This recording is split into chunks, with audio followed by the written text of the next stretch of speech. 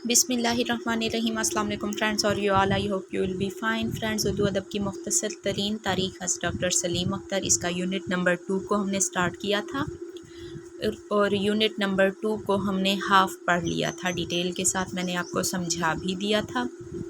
आज हम पढ़ेंगे इस लेक्चर में उर्दू मौला पेज नंबर 48 से स्टार्ट करेंगे।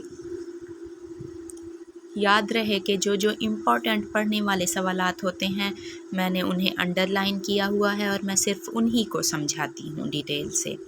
बाकी आप पढ़ना चाहें अपने समझने के लिए तो पढ़ लें, लेकिन जो जो अंडरलाइन किए हुए हैं वही इम्पोर्टेंट हैं सिर्फ। अब ये सभी जानते हैं कि लफ्ज़ उर्दू तुर्की ज़ुबान का लफ्ज़ है और जिसके मानी लश्कर या छावनी के हैं। उर्दू किस ज़ुबान का लफ्ज़ है? तुर्की का। उर्दू के क्या मानी है? लश्कर। दो इम्पॉर्टेंट क्वेश्चन नोट कर लें। हाफिज़ महमूद शिरानी ने लफ्ज़ उर्दू के सिलसिले में तहकीकात का दायरा बहुत वसी कर दिया है। चुनाचे उनके बकौल ये लफ्ज़ असल तुर्की में मुख्तलिफ़ शक्लों में मिलता है, यानी ओदा, ओदह, अरदह, उर्दू और उर्दू, यानी तलफ़्फ़ुज़ के हवाले से मुख्तलिफ़ है, जिसके मानी फ़िरोदगाह लश्कर और पड़ाव नीज़ लश्कर व हिस्सा लश्कर के हैं। छावनी, लश्कर, लश्कर का हिस्सा सभी सेम मीनिंग हैं। इसके अलावा इसका इस्तेमाल खैमा, बाज़ार, लश्कर, हरमगाह, महल व महल सराय या शाही किले वगैरह के लिए भी होता है, यानी इन तमाम मजालिस को उर्दू कहा जाता था। हिंदुस्तान में लफ्ज़ उर्दू सबसे पहले शहनशाह बाबर ने अपनी तुज़ुक यानी तुज़ुक बाबरी में इस्तेमाल किया था। लफ्ज़ हिंदी भी सबसे पहले तुज़ुक बाबरी में इस्तेमाल हुआ था, नोट कर लीजिए। इसके अलावा डॉक्टर मसूद हुसैन ख़ान ने मुकदमा तारीख़ ज़बान उर्दू के बामुजिब बाबर के हिंदुस्तान आने और दिल्ली फ़तह करने से कबल ही उर्दू ज़ुबान के नकूश वाज़े किए। किसने? मसूद हुसैन ख़ान ने मुकदमा तारीख़ ज़ुबान उर्दू में। मुकदमा तारीख़ ज़ुबान उर्दू के मुसन्निफ़ मसूद हुसैन ख़ान। मसूद हुसैन ख़ान ने क्या इसमें बयान किया है कि बाबर के हिंदुस्तान आने और दिल्ली फ़तह करने से पहले ही उर्दू ज़ुबान के नकूश मिलते हैं। याद रहे कि बाबर मुग़ल सल्तनत का पहला बादशाह था, ज़हीरुद्दीन मोहम्मद बाबर। मुग़ल सल्तनत पर मैंने एक डिटेल से लेक्चर शेयर किया था, उसमें मैंने बताया था ज़हीरुद्दीन मोहम्मद बाबर के बारे में और पानीपत की पहली जंग, दूसरी जंग वगैरह के बारे में डिटेल से समझाया था और इससे रिलेटेड तमाम इम्पॉर्टेंट क्वेश्चंस को डिस्कस किए थे। ज़हीरुद्दीन मोहम्मद बाबर मुग़ल सल्तनत का पहला बादशाह था और इसने 30 अप्रैल 1526 से 26 दिसंबर 1530 तक 4 साल मुग़ल सल्तनत पर हुकूमत की थी। फिर पानीपत की पहली जंग हुई थी जो इब्राहिम लोधी, और पहली जंग पानीपत की जो हुई थी वो 1526 में हुई थी, इब्राहिम लोधी और बाबर के दरमियान। बाबर फ़रगाना यानी उज़्बेकिस्तान का एक सरदार था, फ़रगाना इलाके का ये रईस था और वहीं से आया था ये अपने लश्कर को जमा करके, जब हिंदुस्तान पर लोधी सल्तनत की हुकूमत थी और लोधी सल्तनत का आखिरी बादशाह था इब्राहिम लोधी। पानीपत की पहली जंग में बाबर ने इब्राहिम लोधी को शिकस्त देकर उससे सल्तनत छीन ली थी और मुग़ल सल्तनत की बुनियाद रखी थी हिंदुस्तान में। तब से उससे भी पहले मसूद हुसैन ख़ान कहते हैं कि हिंदुस्तान में उर्दू के आसार मिलते हैं। अच्छा जी, मसूद हुसैन ख़ान ने तारीख़ दाऊदी का भी हवाला दिया जिसके मुसन्निफ़ अब्दुल्ला हैं। मुझे ये नहीं कन्फर्म अब्दुल्ला कौन से अब्दुल्ला हुसैन थे, कौन से अब्दुल्ला थे तारीख़ दाऊदी के मुसन्निफ़। और उन्होंने डॉक्टर अताउल्ला ख़ान की तसनीफ़ उर्दू और फ़ारसी के रवाबित का भी हवाला दिया। बकौल शिरानी बाबर अपनी टकसाल को भी उर्दू कहता था, जबकि अकबर की लश्करी टकसाल उर्दू ज़फ़र करीन या उर्दू ज़फ़र करीन और खाल खाल मौक़ों पर उर्दू कहलाती थी। लश्कर के लिए भी उर्दू मौला अकबर के अहद से मुरव्वज है। इस तमाम तर बहस में क्या हमने نچوڑ نکالا کہ اردو ترکی زبان کا لفظ ہے جس کے معنی لشکر کے اس لیے ہیں کیونکہ پرانے زمانے کے بادشاہ اپنی چھاؤنی لشکر وغیرہ کو اردو کہا کرتے تھے۔ تزوک جہانگیر میں بھی لسانی اہمیت کا خاصا مواد ملتا ہے۔ تزوک جہانگیر کے مصنف تھے مغل سلطنت کے چوتھے بادشاہ نور الدین جہانگیر، اور ان کا دور حکومت تھا 1605 سے 1627 تک۔ تاریخ داؤدی جو کہ عبداللہ کی تصنیف تھی، اس کا موضوع تھا ہندوستان کے افغان سلاطین کا احوال۔ افغان سلاطین یعنی کہ افغانستان سے آنے والے جو بادشاہ جنہوں نے ہندوستان پر حکومت کی تھی، ان کا احوال۔ ابن بطوطہ کے سفر نامے میں بھی اردو کے بارے میں ڈیٹیل ملتی ہے کہ اردو کے آغاز و ارتقاء کے بارے میں کچھ شواہد ملتے ہیں، اور ابن بطوطہ فیروز شاہ تغلق کے عہد میں ہندوستان آیا تھا۔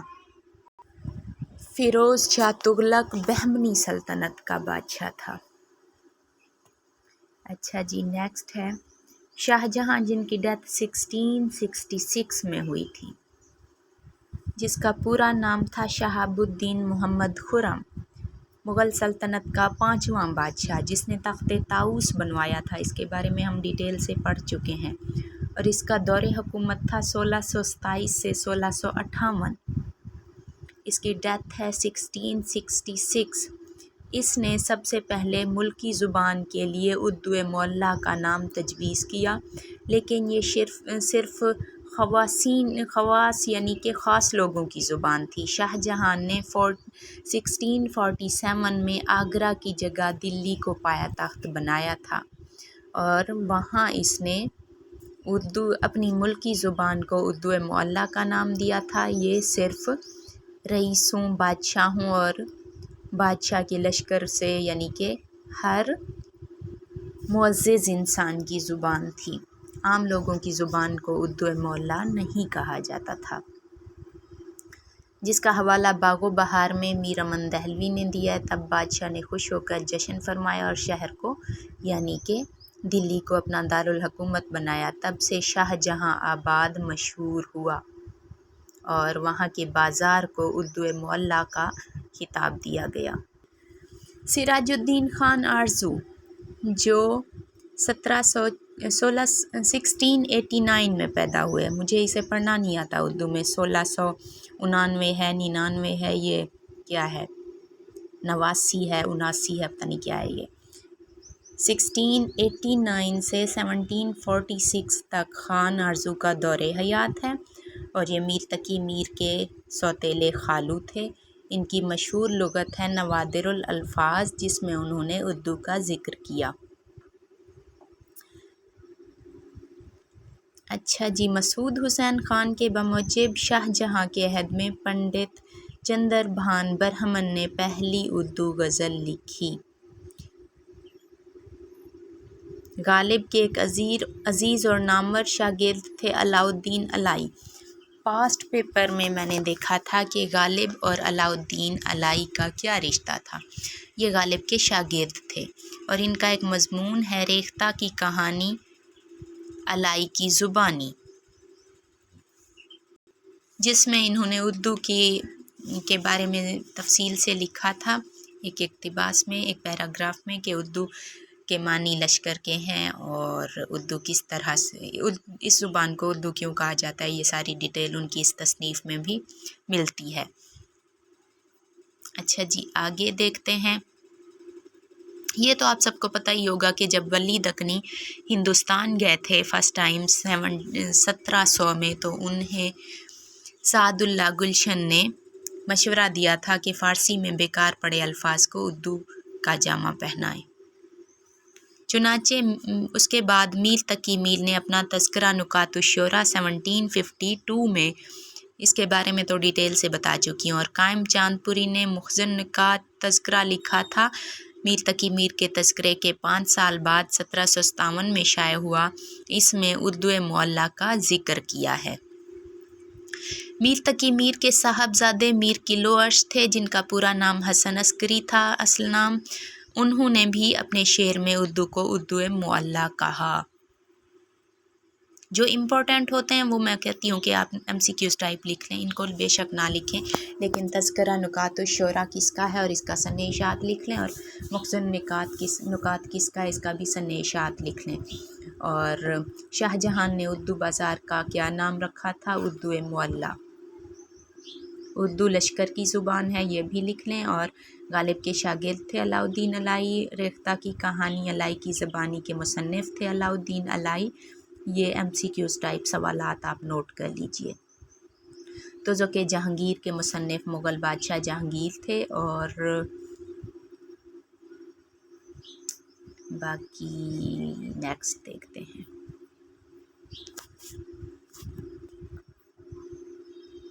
1784 میں لکھے گئے تذکرہ گلزار ابراہیم، گلزار ابراہیم کا سنِ اشاعت 1784 نوٹ کر لیجئے۔ اس میں بھی زبان کے لیے اردو کا لفظ استعمال ہوا ہے، یہ بے شک چھوڑ دیں، یہ لکھیں تذکرہ گلزار ابراہیم کا سنِ اشاعت 1784 ہے۔ اور تذکرہ گلزار ابراہیم کے مصنف ہیں مرزا علی لطف، جبکہ حافظ محمود شیرانی کے بقول مسٹر گلکرائسٹ پہلے شخص ہیں جو اپنی انگریزی تالیف قواعد زبان ہندوستانی جو کہ 1796 میں شائع ہوئی تھی، اس میں اردو کا لفظ استعمال کرتے ہیں۔ قواعد ہندوستانی کے مصنف گلکرائسٹ بھی کہیں لکھا ہوتا ہے اور کہیں گلکرائسٹ بھی لکھا ہوا ہوتا ہے، گلکرائسٹ پڑھتے ہیں موسٹلی۔ قواعد ہندوستانی کے مصنف ہیں، اور قواعد ہندوستانی کا سنِ اشاعت 1796، یہ الگ الگ MCQs لکھیے۔ اور آگے ہے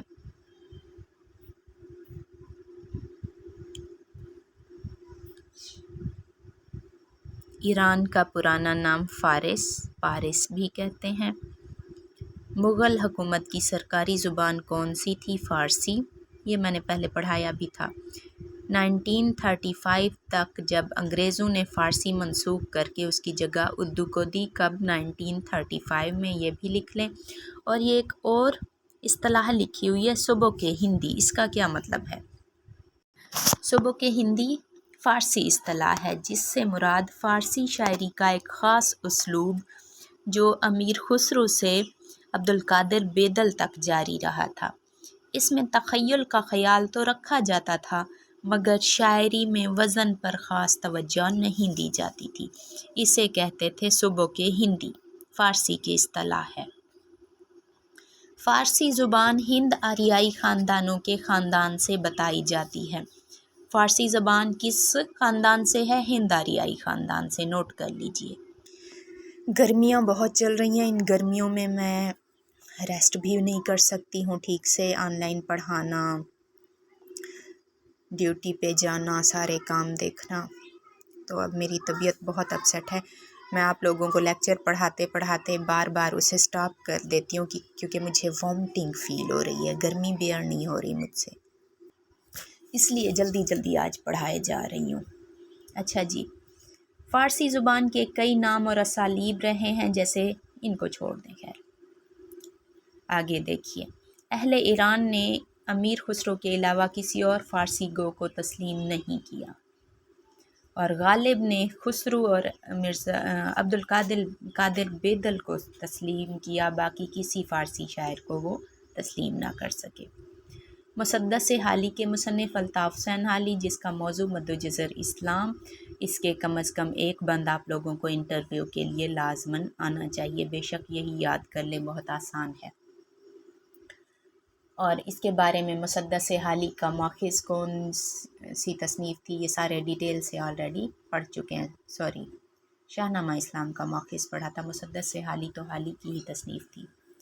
نیکسٹ دیکھتے ہیں۔ بہرحال قدیم عرب کے 6 قبیلے، اچھا عرب باعدہ یا عرب آربا سے کیا مراد ہے؟ عرب کے 6 قبیلے تھے، عاد، سمود، ارم، تسم، جرہم اور جدلی، اور یہ عرب کے باشندے قبائل تھے، ان کی جو عربی تھی وہ مستند تھی، اور انہی کی زبان کو عرب باعدہ یا عرب آربا کہا جاتا ہے۔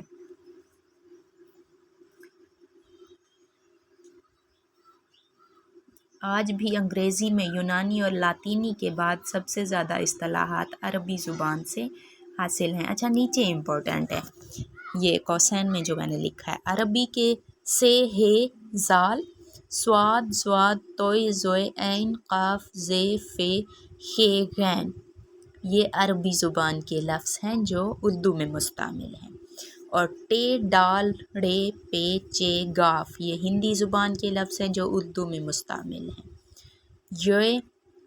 یہ ہوتا ہے، یہ پڑھتے ہیں موسٹلی لوگ، اسے یہ پڑھا جاتا ہے اسے۔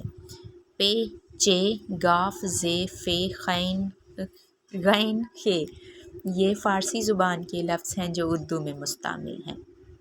اس کے علاوہ دو چشمی ہے والے مرکب حروف جو ہیں بھے پھے وغیرہ، یہ سنسکرت کے ہیں، لیکن محققین نے منڈا اور دراوڑی زبانوں میں بھی ان کی نشاندہی کی ہے، انہیں نوٹ کر لیجیے آپ ان ساروں کو۔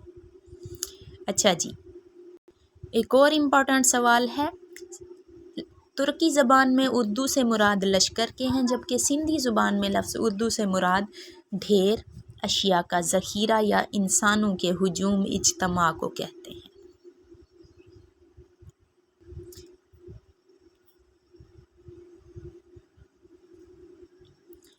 شمس اللہ قادری نے، اچھا یہ بہت سارے نظریات ہیں، ان کے حوالے ہیں، اتنی طویل بحث میں نہیں جاتے، بس جو امپورٹنٹ سوال ہیں وہی میں آپ سے کہہ رہی ہوں نوٹ کرنے ہیں۔ اس کے علاوہ شمس اللہ قادری اردو قدیم کے مصنف کون ہیں یہ نوٹ کر لیجئے۔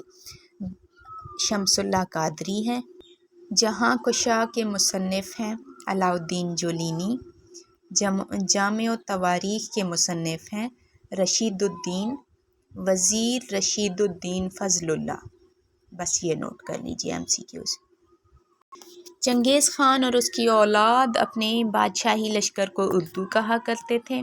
قراقرم کوہ قراقرم کا قدیم نام کیا تھا؟ اردو بالیغ، یہ نوٹ کر لیجئے۔ آگے ہے اردو کا پہلا ادیب، بہت امپورٹنٹ ہے۔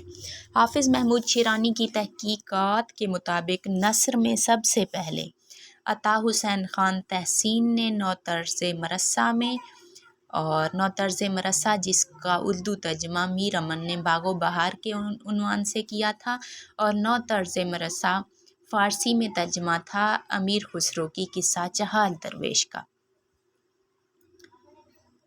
فارسی اسلوب میں قصہ چہال درویش فارسی میں تھی، اور فارسی اسلوب میں مشکل اردو میں نو طرز مرصع تحسین نے لکھی تھی، اور اس کا آسان زبان میں باغ و بہار کے عنوان سے میر امن دہلوی نے ترجمہ کیا تھا۔ لیکن جب اسے پڑھا میں نے باغ و بہار کو، تو میں نے سوچا کہاں ہے یہ آسان انداز میں، یہ بھی مشکل ہے، اور میں نے سوچا کہ ان فیوچر سائمہ شاہین لکھے گی باغ و بہار کا مزید آسان زبان میں ترجمہ اپنے اسٹوڈنٹس کے لیے۔ انشاءاللہ لکھوں گی، پھر PDF میں شیئر کروں گی فرصت میں کبھی، کیونکہ باغ و بہار اس زمانے کے لحاظ سے آسان تھی، لیکن آج کل کے اسٹوڈنٹس کو یہ بھی مشکل لگتی ہے، اس میں بہت سارے مشکل الفاظ ہیں۔ اچھا جی، اور نظم میں مراد شاہ لاہوری نے اردو کا لفظ زبان کے معنی میں ناصر میں نو طرز مرصع میں تحسین نے استعمال کیا تھا سب سے پہلے، اور نظم میں مراد شاہ لاہوری نے اپنی تصنیف نامہ لاہوری میں سب سے پہلے استعمال کیا تھا، یہ نوٹ کر لیجئے۔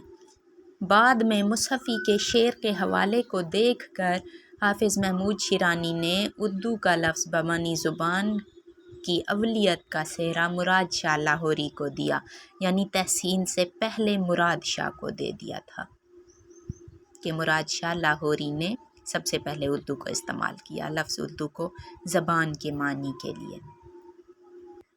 پنڈت بج موہن دتاتر کیفی کے خیال میں عہد شاہ جہاں کے پنڈت چندر بھان برہمن لاہوری نے سب سے پہلے اردو غزل کہی تھی، لیکن حافظ محمود شیرانی کے نظریات مستند ہیں، ان کو درست سمجھا جاتا ہے، پاسٹ پیپرز میں بھی انہی کے آنسرز کو صحیح کیا جاتا ہے، میں نے دیکھا ہے غور سے۔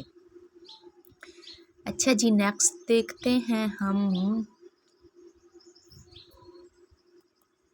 باقی میں نے آپ لوگوں کی آسانی کے لیے انڈر لائن کر لیے ہیں، لیکن جو امپورٹنٹ ہیں میں وہی بتائے جا رہی ہوں آپ لوگوں کو، آج میں زیادہ ڈیٹیل کے موڈ میں نہیں ہوں۔ محمد حسین آزاد کا تذکرہ آب حیات ہے، محمد یحییٰ تنہا کا تذکرہ سیر المصنفین ہے، اور عبدالحی کا تذکرہ ہے گلیرانہ۔ ان سب تذکروں میں مصنفین نے اردو کی پہلی نثری تصنیف کسے کہا تھا؟ فضلی کی کربل کتھا، یا اس کا دوسرا نام ہے دہ مجلس، اس کو کہا تھا۔ فضلی کا تعلق محمد شاہ رنگیلا کے دور سے تھا۔ مولوی عبدالحق اور پروفیسر احسن مارہوری کے مطابق معراج العاشقین خواجہ بندہ نواز گیسو دراز کی تصنیف معراج العاشقین اردو کی پہلی نثری تالیف ہے۔ ان میں کنفیوژن پائی جاتی ہے، اگر پیپر میں آ جائے کربل کتھا تو پھر اسی کو چوز کیجیے گا، اگر معراج العاشقین آ جائے تو معراج العاشقین کو چوز کیجیے گا، اور اگر دونوں آئیں گے تو پھر نظریہ ہوگا کہ کس فلاں کے نظریے کے مطابق کون سی ہے۔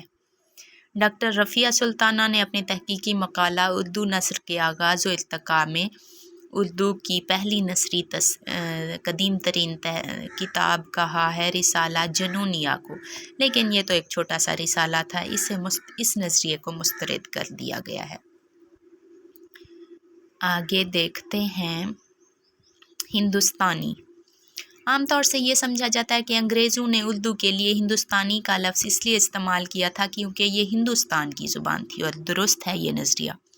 مثلاً اویس احمد ادیب کے مطابق 1887 میں جان گلکرسٹ نے یہ لفظ وضع کیا، لیکن یہ درست نہیں کیونکہ عبدالحمید لاہوری کے بادشاہ نامہ اور تاریخ فرشتہ کے مصنف عبدالحمید لاہوری نوٹ کر لیجیے، اور وجہی کی سبرس وغیرہ میں ملکی زبان کو ہندوستانی کہا گیا۔ ہندوستانی گرامر کے مصنف ہیں ڈاکٹر فیلن، یہ نوٹ کر لیجیے۔ مور کہا جاتا تھا ہسپانیہ کے مسلمانوں کو، اسی نسبت سے چونکہ اردو مسلمانوں کی زبان تھی، اسی نسبت سے اردو کو مورز بھی کہا گیا تھا ایک وقت میں۔ راشٹر بھاشا سے مراد وہ زبان جو ایک ملک کی واحد زبان بن جائے، یعنی قومی زبان۔ سیم پیج ریپیٹ ہو رہا ہے 57 والا، اسکرال کر رہی ہوں اس لیے۔ اردو کے علاقائی نام۔ اردو کے ناموں کے سلسلے میں بیشتر محققین نے اس امر پر بھی زور دیا کہ مختلف صوبوں علاقوں کی وجہ سے اردو دکن میں دکنی، گجرات میں گوجری، پنجاب میں پنجابی کہلائی تھی سیم زبان۔ شروع میں جب اس کا وجود ہوا، یعنی اردو کی داغ بیل پڑی، تو اس کا کوئی نام نہیں تھا، ہر علاقے والوں نے اسے اپنی زبان کہہ دیا۔ دکن والے جو اردو بولتے تھے وہ دکنی مشہور ہو گئی، گجرات میں گوجری، پنجاب میں پنجابی۔ سیم اسی طرح شیخ بہاؤالدین باجن نے اپنے اردو کلام کو زبان دہلوی کہا تھا کہ یہ دہلوی زبان میں ہے، کیونکہ دلی میں جو اردو زبان بولی جاتی تھی اسے زبان دہلوی کہا گیا۔ یہ سارے اردو ہی کے پرانے نام تھے۔ سیم اسی طرح ہندوستانی، ریختہ، ہندوی اردو کے پرانے نام تھے۔ میر کلو عرش میر تقی میر کا بیٹا تھا، جس کا اصل نام تھا میر حسن۔ 1867 لکھنؤ میں اس کی ڈیتھ ہوئی، اور ایک اور بیٹا تھا میر تقی میر کا فیض علی فیض، اور ایک بیٹی تھی شمیم بیگم میرے خیال میں اس کا نام تھا، جو جوانی میں ہی وفات پا گئی تھیں۔ تذکرہ ہندی مصحفی کا ہے اور 1794 میں یہ شائع ہوا تھا، نوٹ کر لیجئے۔ اچھا ڈیئر اسٹوڈنٹس، پیارے بچوں، میری ایک نیچر ہے کہ میں جو بھی کتاب پڑھتی ہوں، پڑھتے اس میں جب پڑھ کے تھک جاتی ہوں، بور ہو جاتی ہوں، تو ایسے ہی کچھ نہ کچھ لکھنے بیٹھ جاتی ہوں۔ یہ جو سائڈوں پہ اشعار وغیرہ لکھے ہوئے ہیں، چونکہ انڈر لائن کیے ہوئے ہیں امپورٹنٹ، اور ان کے ساتھ چھوٹے چھوٹے میں نوٹس کی طرح حوالے بھی لکھ دیتی ہوں آپ لوگوں کی آسانی کے لیے، لیکن یہ جو اشعار لکھے ہوئے ہیں آپ ان کو اگنور کر لیجئے، یہ میں بور ہو کے کھیلنے لگ جاتی ہوں کتابوں پہ، اور میرے جیجو کہتے ہیں کہ نکمے اسٹوڈنٹس کی نشانی ہے، ان کی کتابیں اٹھاؤ تو پڑھتے ذہن اشعار کی طرف اور دوسری چیزوں کی طرف چلا جاتا ہے، کیونکہ نکمے اسٹوڈنٹس بکس پہ بھی کھیلتے رہتے ہیں، مجھے اس طرح سے چڑھاتے ہیں۔